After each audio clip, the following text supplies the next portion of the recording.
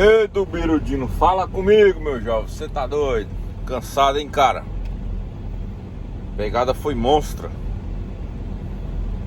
Ontem eu tava em Madrid, descarreguei em Madrid ontem e fui pra Valência. E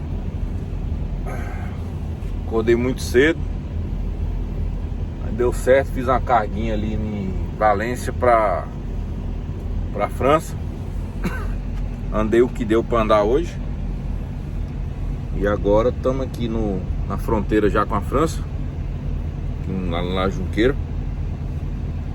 Já tomei um banhozão ali da hora. Agora é acabar de arrumar o comer. Tá esquentando ali, ó. E aí comer e dormir, porque daqui a pouco a gente já sai jogar de novo. A pausa hoje é só de 9 horas. Mas foi bom, rendeu. Semana foi boa, graças a Deus. Já estamos no final da semana. Tem que correr agora para fazer essas entregas aí amanhã e viernes, porque martes da semana que vem feriado na França. Lunes tem que estar parado. É mole, hein? É mole não, hein? Mas Deus abençoe que vai dar certo. Positiva? Vou comer agora. O trem aqui tá meio bagunçado, ó. As coisas tá esparramadas. Mas é isso. Amanhã a gente arranca 5h40 da manhã. E ver se até... Acho que não vai dar não, hein?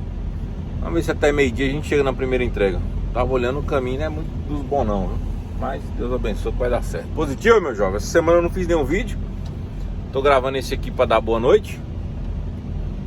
E amanhã a gente grava mais alguma coisinha e devagarzinho vai dando certo. Vai compartilhando o vídeo aí, dá uma força pra ver se sobe o seguidor, pra ver se dá uns like aí, pra ver se o YouTube distribui nossos vídeos mais um pouquinho, né?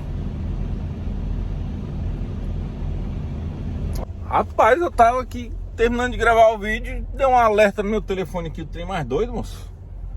A Proteção Civil aqui da Espanha mandou alerta que amanhã, essa madrugada, o bambu vai gemer aí de chuva e chuvas torrenciais e